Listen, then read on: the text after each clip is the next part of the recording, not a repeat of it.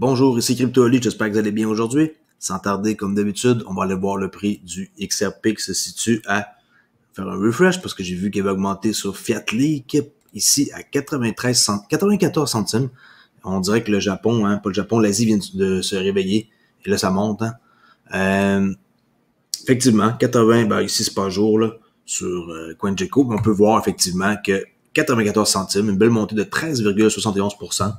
Vraiment bon pour la crypto ce soir. 59 gagnants contre 3 perdants, ce qui est pas mal. Et le marché de la crypto en général connaît un plus 5% avec un bond à 1,6 trilliard de dollars.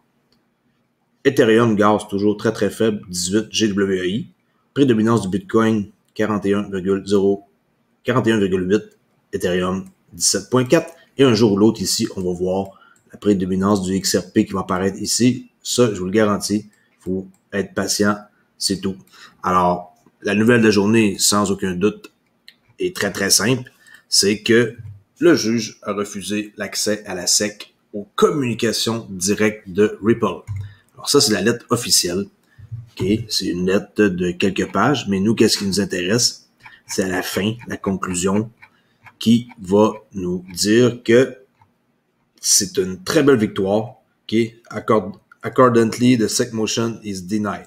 Okay? On peut aller là au complet là, avec la signature de Sarah Netburn. Ça veut dire, comme j'ai dit tantôt, que le juge a refusé l'accès à la SEC aux communications juridiques de Ripple, qui est une excellente nouvelle. Je crois que c'est une des raisons pourquoi que le prix est en train de monter comme ça depuis le début de la journée, là, une belle montée. C'est sûrement une raison par rapport à ça. Là, il y en a qui vont me dire, CryptoOli, t'es trop enthousiaste, c'est juste 93 centimes. Moi, j'ai investi à 1,25, je suis dans le trou. Soyez patient, c'est la seule chose que je peux vous dire. En passant, si vous avez été présent aujourd'hui dans le live que j'ai fait avec CryptoCrypteur et Lord Vembeta, juste me mentionner dans les commentaires si vous avez trouvé ça cool, à 3 comme ça. Chacun son tour, une fois par semaine environ, on va faire des lives à 3, là, selon notre horaire de travail, bien sûr. Là.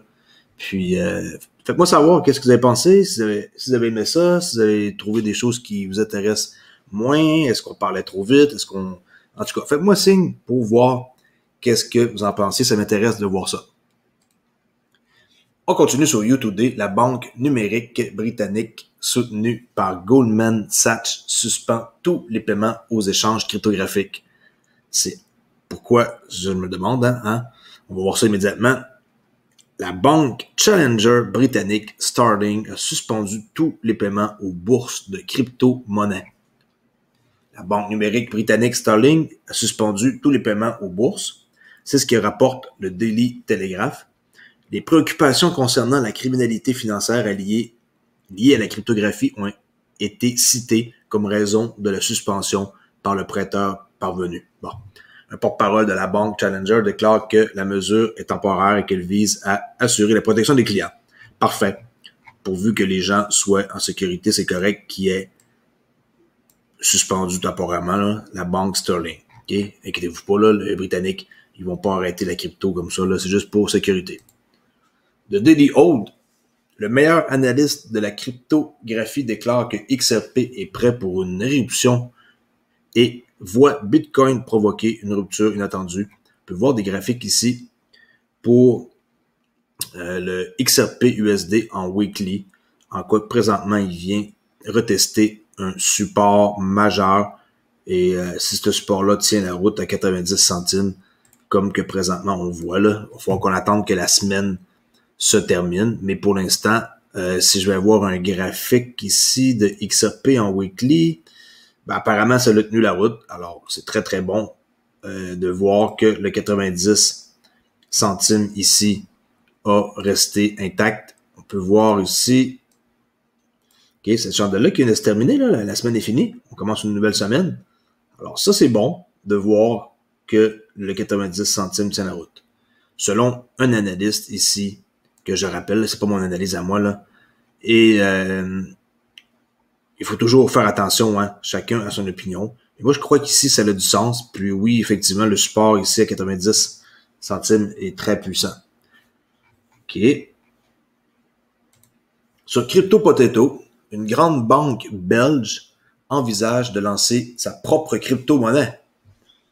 Ça, c'est ça que je me dis aussi, maintenant que les banques vont lancer leur propre crypto-monnaie puis ils vont arrêter d'utiliser XRP. Non, je blague. Si vous pensez que XRP, il sera pas utilisé, toutes les rails sont toutes déjà montées partout dans l'écosystème international. Il faut juste que ça soit réglementé et le OK va se passer. Et je crois que le XRP va monter très très vite d'une shot. Il va pas monter tranquillement là, par quelques centimes, il va monter très très vite. Alors les médias locaux rapportent que KBC, l'une des plus grandes banques de Belgique, explore l'idée de lancer son propre token. KBC, l'une des plus grandes sociétés d'assurance bancaire de Belgique, a annoncé son intention de lancer sa propre crypto-monnaie, modifiant légèrement son approche des actifs numériques.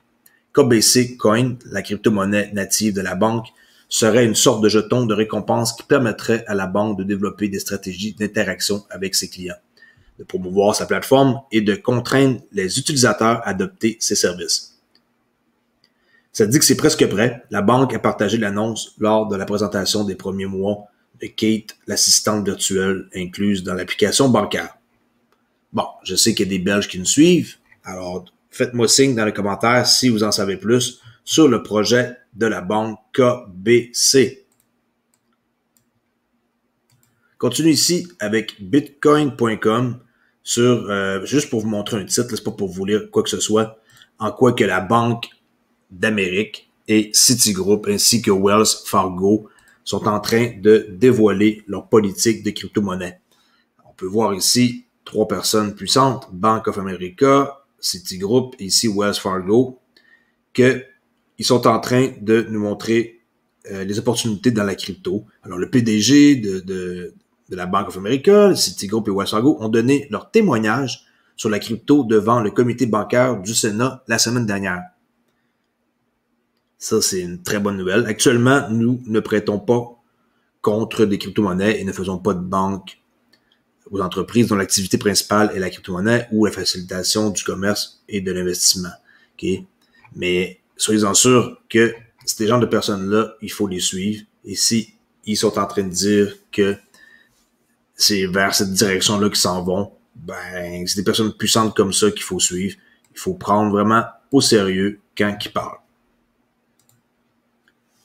Cointelegraph.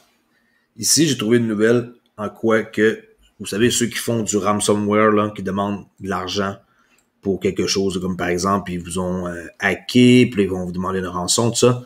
Alors, les pirates continueront à pirater tant que les organisations seront vulnérables. La crypto ne fait pas exception. Tu sais, les gens, ils blâment souvent qu'ils sont pas corrects.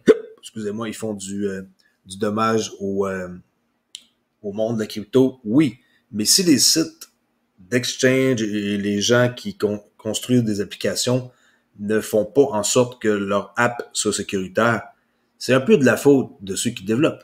Parce que quelque part, si c'est vulnérable et que les autres voient une opportunité puis une porte d'entrée, ben à quelque part, ils ont de quoi se rapprocher.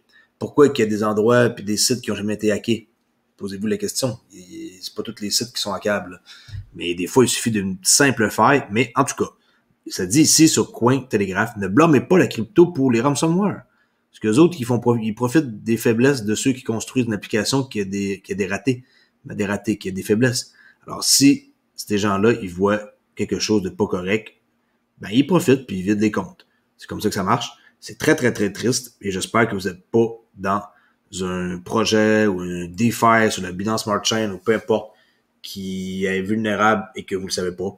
Souvent, hein, c'est pas un truc qu'on peut vraiment savoir d'avance. On embarque dans quelque chose.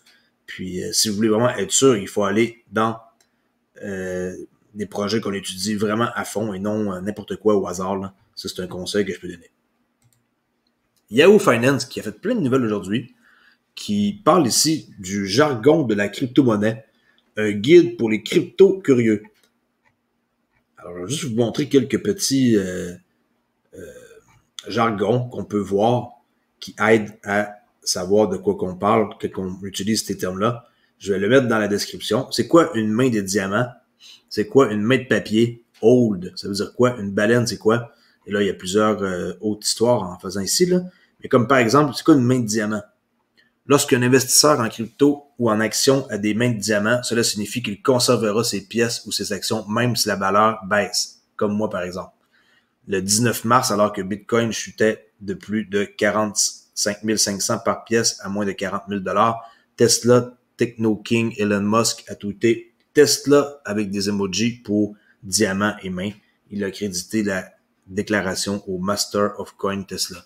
Lui, il avait fait on voyait deux petites mains qu'un diamant, puis qui disait que ça l'affectait pas, là, parce que ça avait descendu comme ça de 5000. Alors, c'est ça des mains de diamant. Fait que si vous vous posez la question, c'est ça. Des mains de papier, c'est quoi?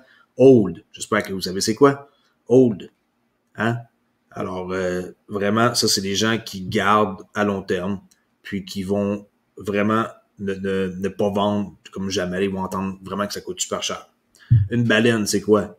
C'est quelqu'un qui détient un grand nombre de pourcentage de crypto. OK?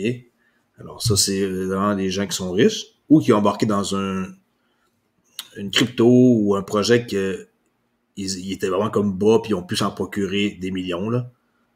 OK? Alors, je vais mettre aussi dans la description Yahoo Finance.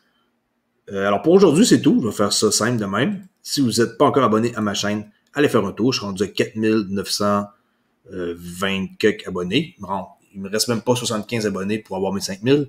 Et à 5000, je vais faire un tirage d'XRP.